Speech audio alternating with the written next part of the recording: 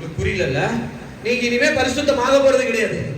பரிசுத்தமாக்கப்பட்டீர்கள் அப்படின்னு இருக்கு. நீதிமான்களாக்கப்பட்டீர்கள் அப்படின்னு இருக்கு. அப்போ பரிசுத்தமானவன் தான் இன்னும் பரிசுத்தமா வாழ முடியும். நீதிமான் ஆனவன் தான் இன்னும் நீதி செய்ய முடியும். ரோட்ல போறவன நீங்க பரிசுத்தமா வாழ மகனே அப்படின்னா வாழும். ஹல்லேலூயா. அப்ப சொல்லுங்க, நீங்க யாரு? நீதிமான்னா பாவமே செய்யாதவனை போல தேவனுடைய பிரசன்னத்துல நிற்பது. எப்படி?